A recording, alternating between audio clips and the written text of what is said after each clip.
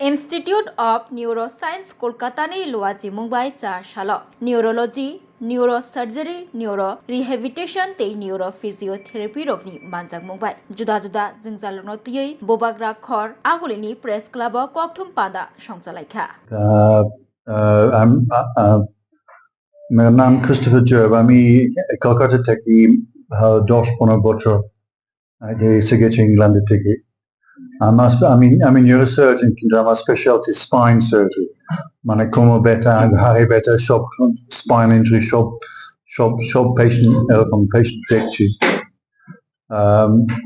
কি আছে, আমার মেইন পজিশন ইন কলকাতা, আমি অনেক ডক্টর ট্রেনিং করছি, মানে the western way, so অনেক ডক্টর এখন মডার্ন স্পাইন সার্জারি করছে কলকাতা। So আমার মেইন ট্রিটমেন্ট, আমার ভালো লাগে সব পেশেন্ট দেখছে, কোমর ব্যথা, ঘাড়ে ব্যথা, সেরকম কিছু লাগবে, স্পাইনাল টিউমার, সব দেখছি, স্পাইনাল ইনফেকশন এরকম। So রাজীব বলেছি, আমরা প্রতি মাস এখানে আসবো, পেশেন্ট দেখলে এখানে ওনাকটি মাঝে মাঝে যায়, পেশেন্ট দেখলে all spinal problem সব দেখলে, যদি ওনার নিউরো প্রবলেম আছে আমি ওকে দেখবো, আমি নিউরোসার্জন, ফার্স্টে আমি নিউরোসার্জন, কিন্তু আমার স্পেশালিটি স্পাইনাল সার্জন।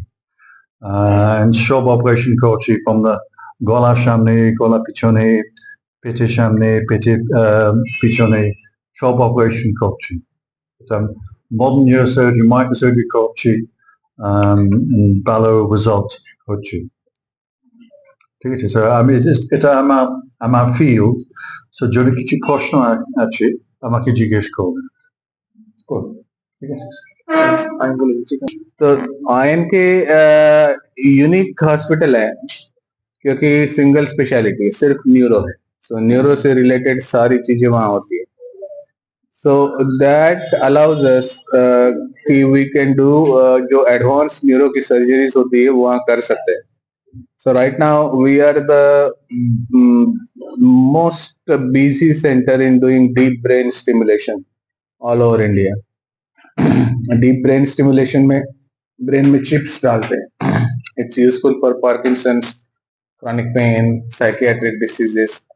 ब्रेन में 2 चिप्स बैठाते हैं और that changes the brains activity, so this is a very advanced surgery, so we are doing that very routinely. Same way spinal cord stimulation, जो paraplegia हो गया है, चल नहीं पा रहा है, पैर पूरे पैरालाइज हो गए, उसमें स्पाइन के ऊपर एक स्टिमुलेटर अगर डाला तो चलने की पॉसिबिलिटी होती है। इस प्रकार की सर्जरीज आयन के में होती है। So I think western countries में स्पेशलिटी फोकस डिपार्टमेंट्स या hospitals are very common, India में बहुत कम है, और neuro focus hospitals private sector में बहुत कम है। So there is barely any other hospital I know apart from IMK जो कि सिर्फ न्यूरो फोकस्ड है, and I think that's the advantage, neuro से रिलेटेड सारी चीजें तुमको एक जगह मिलती है।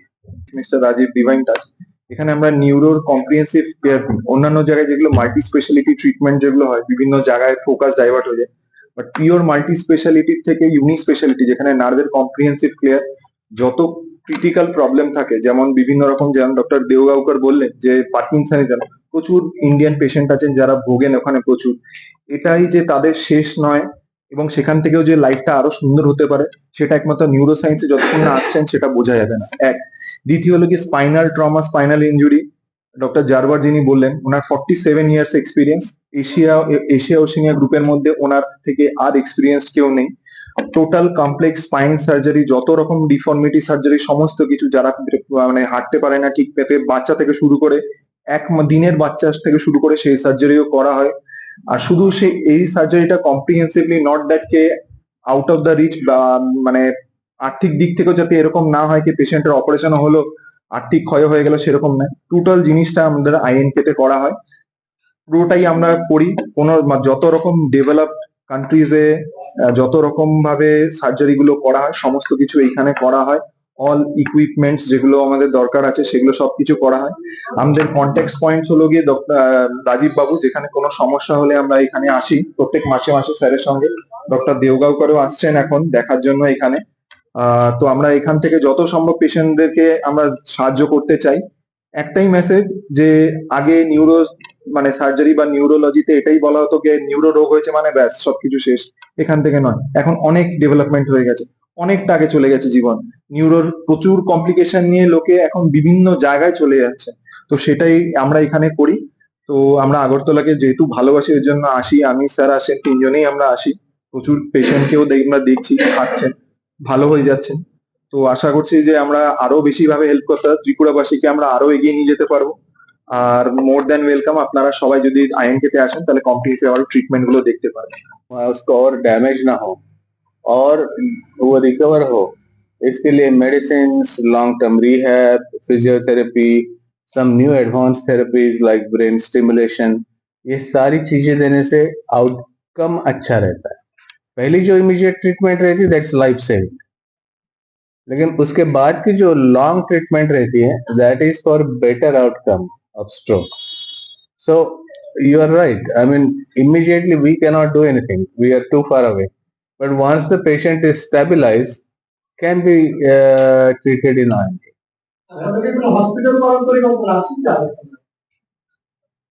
हॉस्पिटल अटैचमेंट तो हमारा कोई नहीं है ना.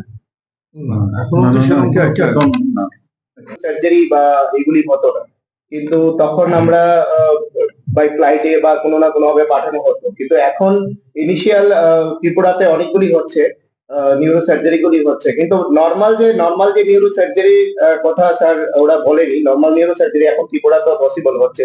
কিন্তু যেগুলি ক্রিটিক্যাল সার্জারি, যেমন স্পাইনাল সার্জারি ত্রিপুরাতে হয় না, ক্রিটিক্যাল স্পাইনাল সার্জারি পার্কিনসন যেটা বললো, এগুলি স্যার করবেন আর কি।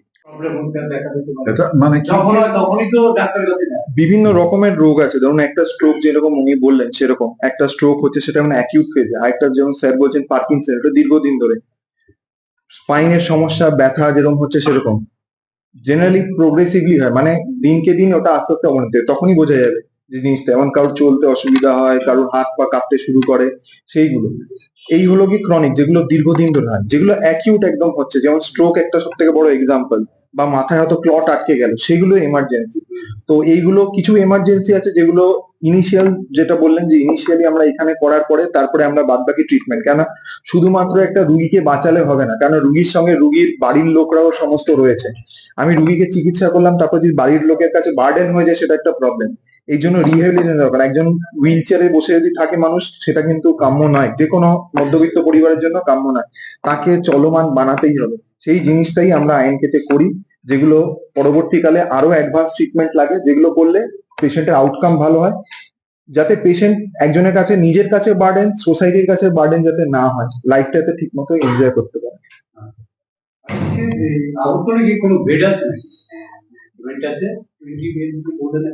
না, আমি যেটা বললাম 20 এবং গভর্নমেন্ট অফ ওয়েস্ট বেঙ্গলের সাথে এটা যুক্ত।